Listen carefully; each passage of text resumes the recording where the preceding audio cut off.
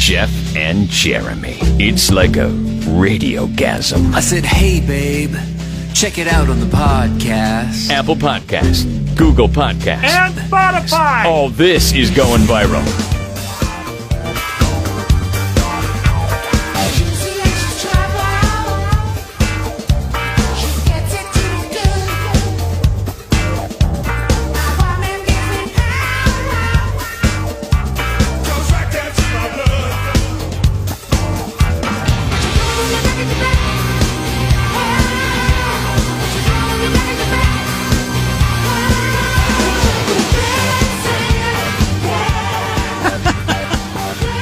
I have to see the video to this. This is Dave Grohl and the Foo Fighters covering the Bee Gees.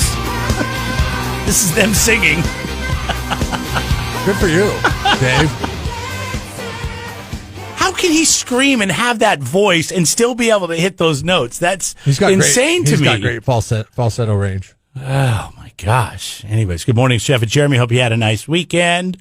Lots going on today. We'll have some tickets later on to give away to screen the films for the 27th Annual Slow Film Festival, which starts March 9th. So we got this week and next week we're going to be giving these away. Plus, you'll have an opportunity to win the grand prize, which is a bunch of free stuff, some popcorn, and tickets to go to the Sunset Drive-In for their big surf night. I like Dave Grohl and the rest of the guys in the Foo Fighters because they all seem like they just kind of have fun with it. Yeah. And I don't know how much of that is, you know me, I'm always looking for the angle. How much of that is the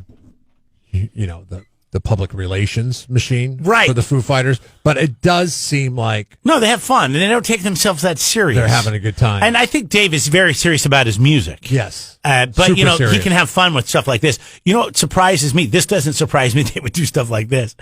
And, it's too bad that we don't have late night TV because I could just see him. This is where they would come on and do something like that. But when Weezer covered Toto's Africa, that was a total out of left field for me. Like, Yeah. I was so surprised, and they nailed it.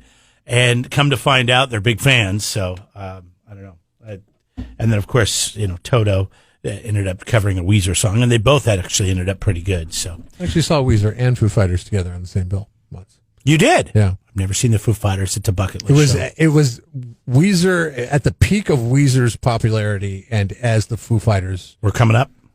I mean, the Foo Fighters were super duper popular too at the time. I mean, it was Where'd you see him at? at the Key Arena in Seattle. Oh, Water okay. Street. So I mean, you wouldn't see the Foo Fighters in a venue that small now today. So right? I mean, they're playing arenas. They're playing. Key Arena's pretty decent size.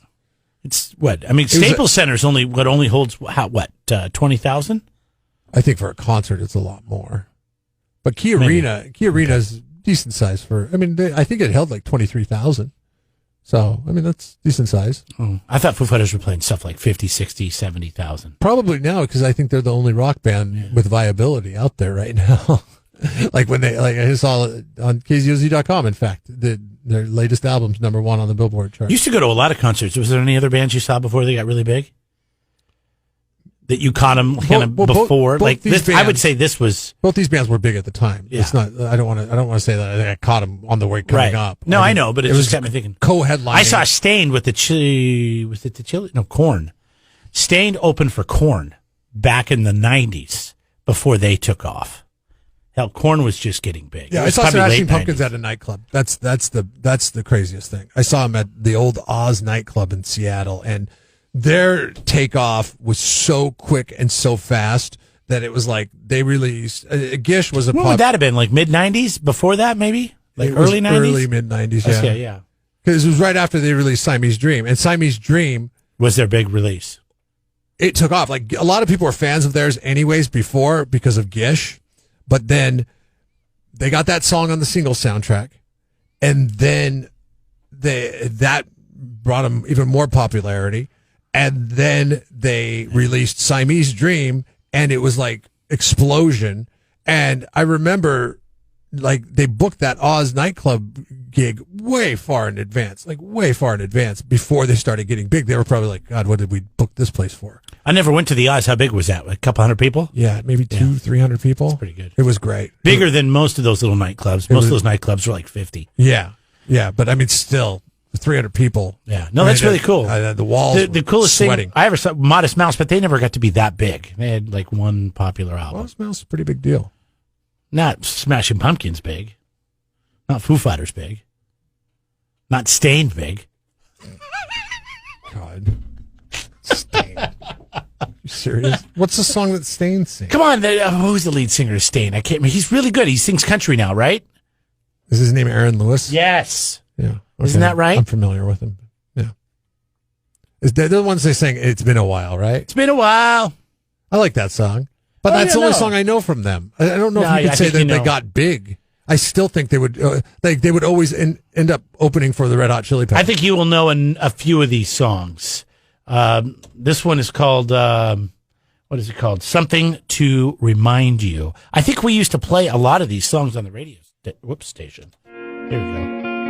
Let me jump ahead. Sun won't touch my face. Tell the ones who care.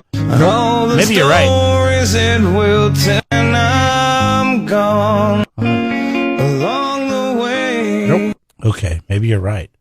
Thanks, though. So it's been a while. So far away is the one that we used to play because I knew we played more than just one Stain song. Let me jump ahead. 'Cause I must be sleeping. Whatever happened to these guys? Now that we're here, so far away. I told you remember this, right? We played that. That was a pretty good song. It's almost like Aaron Lewis. hard alternative light. You went country, you said, right? Well, you said that. No, I thought you told me that. I did. I told you that some time ago, but you just said it just in this conversation. Yeah, no, I know I did. But I mean, you originally told me that, and so that's maybe why Stained isn't a thing anymore. Who knows? But anyways, who did you see before they got big? I'm sure we've got lots of great stories out there. Feel free to text it in, 805-543-3693. Attach your name to it so we know who you are, because otherwise it's just a phone number. It's very unpersonal. Well, let's get personal. Otherwise, we'll give you a name. And it might not be a name you like. Yeah. Just ask tight-ass COVID conservative. Or old guy sore loser. Jeff and Jeremy in the morning.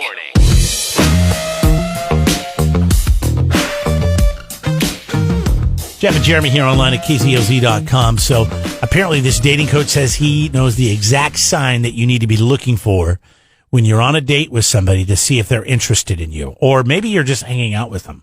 Like, have you ever been in you're not a shy guy. I would have been a very shy person, but I dated, and that's probably why I married my high school sweetheart. But have you ever... first girl that would sleep with you?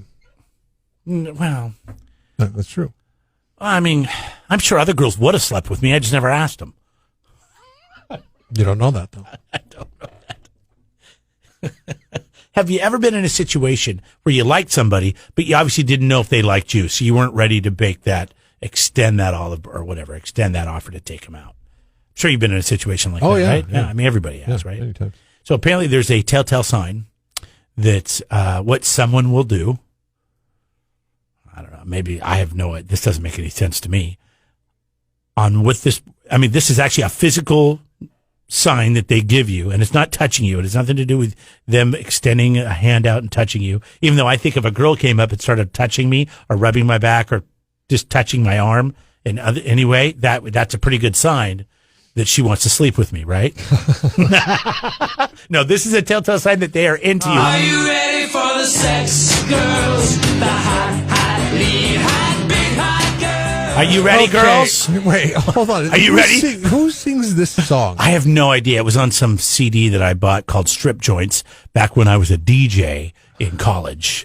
And if I was ever going to do any bachelor parties, it had like Motley Crue, Girls, Girls, Girls. And, and then they threw a few extras on there. And one of them was, Are you ready for the sex, girls? Are you ready for the sex, girls? Google it. I'm sure you can find out. I'm looking at it right now. The Gleaming Spires is the name of the band. So there's a telltale sign that she is into you. And I guess this goes both ways. Let's hear from the professional himself. This guy is a self-proclaimed dating coach. Hey, I am a professional dating coach, and today I am going to teach you a little body language secret that people do when they find you attractive. So when somebody finds you attractive, what you will find is they will itch the back of their hand very lightly like this, or scratch their collarbone. And the reason they do this is because it is basically inviting you to groom them. Obviously, this is on a subconscious level because we don't want people to go around grooming us. However, because it is evolutionary, grooming builds social bonds, and that person wants to build social bonds with you because they find you attractive. I know a guy that constantly scratches. It's not his wrist, but his forearm. Does that mean he's into me? No, it just means he's got eczema. Because He scratches his, not yours, right? Yeah. And it's not scratch. It's more of a rub. It's almost like I just thought it was a nervous habit. And he'll just do this. Watch this. See that? Is that creepy? No, because my wife uses like a laundry detergent that doesn't jive with what I'm wearing or my skin. I will get my forearms. It's just my forearms. Break out? And my forearms will get itchy. Yeah. Is it the laundry detergent or is it the fabric softener? God, I went to my cousin's house. I couldn't even sleep in the bed. I don't The know. We fabric use a sheet. softener was so strong on the sheets. I was like, dear God, you pour the whole bottle in here? My mom does the same thing. Liquid or sheet? Fabric. Liquid. The liquid stuff, man. You got to be careful with that stuff. It'll get way too strong. Do you use liquid at home or do you We do. use the sheet? We use a little Use tiny the liquid, bit. huh? We always use the We sheet. both. Actually, we use both. Oh, Because the dryer sheet also gives you the static free. we got soft laundry, man. Oh, yeah. Soft laundry's always. All we do is throw the sheet in. We like to throw stuff in, so we get the pods and we get the sheet, and we don't have to deal with measuring stuff out or anything like that. Just get it going. All right, But that's weird. So they're not scratching somebody else's hands. No, they're and themselves. arms. They're scratching their own. He says again, if they scratch the top of the back of their hand, meaning the other side from the palm, or their collarbone. Where's your collarbone? It goes right across your shoulder, right? Yeah. The top of your from your neck down. Now I just want to go talk to attractive women and see if they scratch themselves. Maybe that's why That Aaron didn't Rodgers. sound right, but you know what I meant. Aaron Rodgers has so many girlfriends because whenever he meets somebody, he's always scratching his collarbone because he's broken it so many times. Oh, that's true. Yeah. So they think they're into him? They're like, hey, you want to hang out sometime? Worked with Danica, Olivia, and now Shailene. I mean, come on.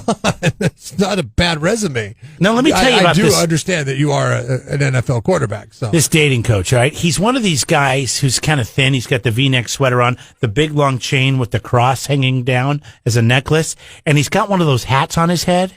You have to look at me, and it's hard because we're on the radio, but it doesn't cover. It's not a baseball cap.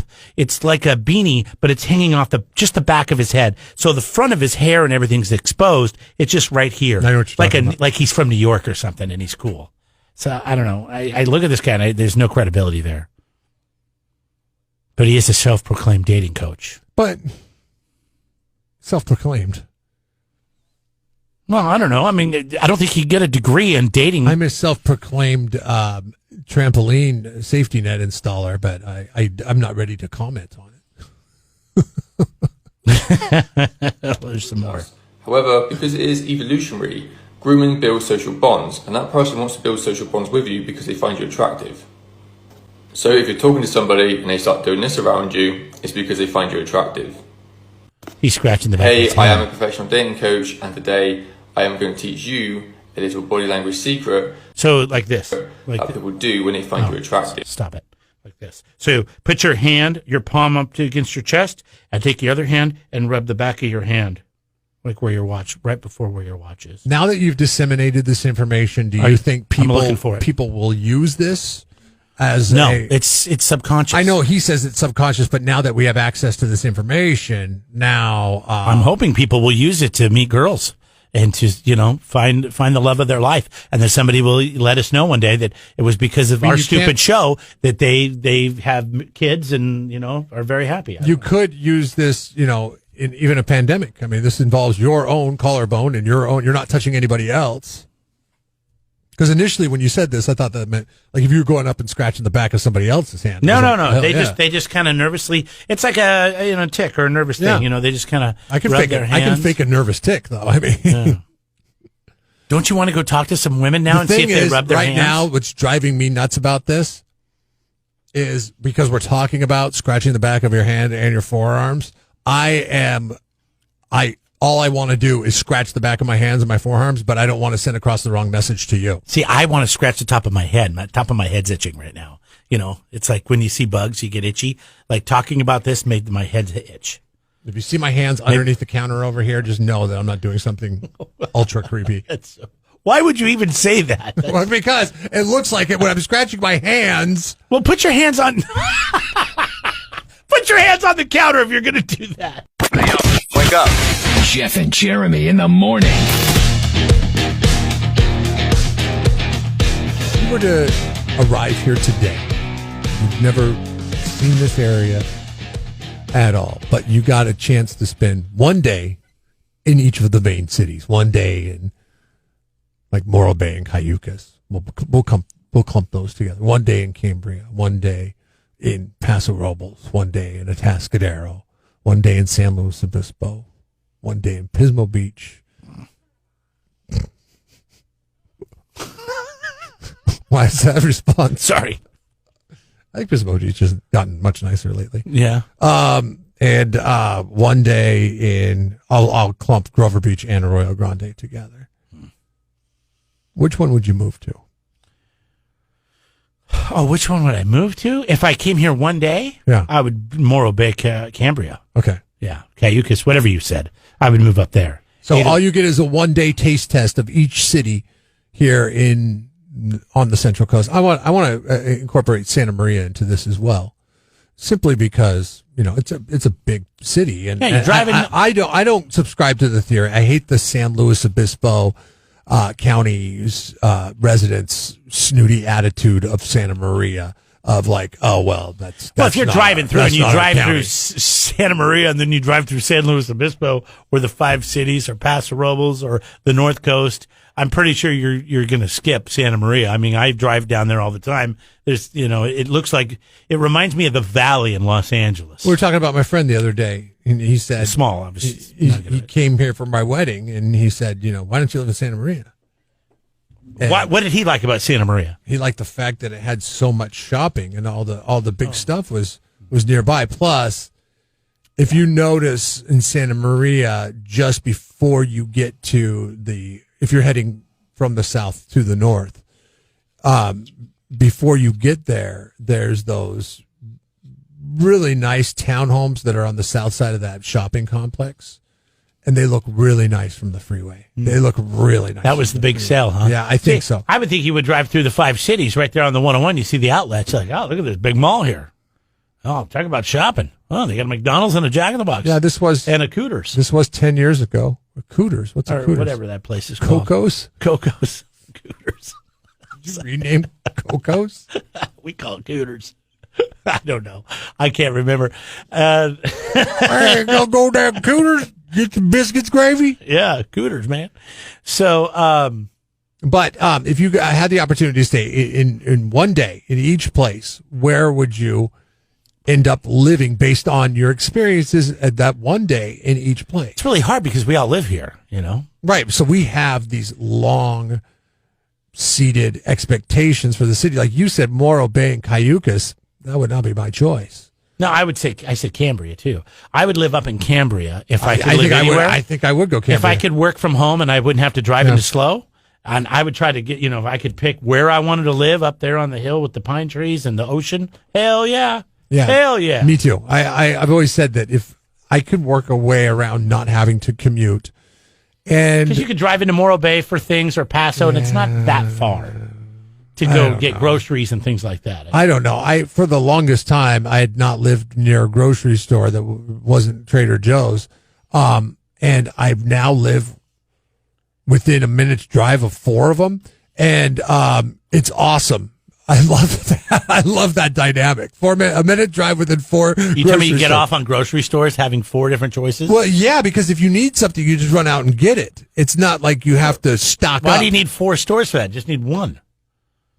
No, but some stores have, some things are better at some stores. You sound like my wife. I just hate grocery shopping. I go to California Fresh because it's easy. I know where everything is, and everything they have is good. Yes, it's more expensive, but I know the quality is going to be there. But money's no option to the guy that has the helicopter life savings. Or I would have, you really need to get over this. It's $65 a year, and it gets my wife and I both covered. I don't know why that's a big deal. It sounds way fancier than Yeah, it is. but we'll And even Smart and take- Final. yeah. Smart and Final's Wouldn't on the other hill on the other side of the hill from me. And so that's easy too. If I run down there and just want to grab you're real, but some snacks or something. But if you had that removed, because listen, you moved to Cambria, you're having that dynamic removed. There's a store there. Yeah, there's a Cookie Crock. Is that what it is? Yeah. Is that what Cookie Crock is? Yeah. Never knew. It's a grocery store? Oh, Or the okay. Chevron. Oh, okay. Well, yeah. Okay, so you have two options in Cambria that I know of. Maybe there's more that I'm missing because I'm not. No entrenched. Taco Bell either or McDonald's, right? There's no fast food at all in Cambria, Probably lose 20 pounds instantly. and you have a lot of tourists coming through Cambria. That's fine. I like tourists. I'll be hanging out, seeing if any of the ladies are looking at me, rubbing their hands. Hey, you know, some of that local nectar, baby. What if the person just has really bad skin problems, Like eczema? Yeah. Well, then it's going to be pretty awkward, isn't it? Make sure you check out the poll question right now. It's brought to you by SurfNet Communications over at kzoc.com.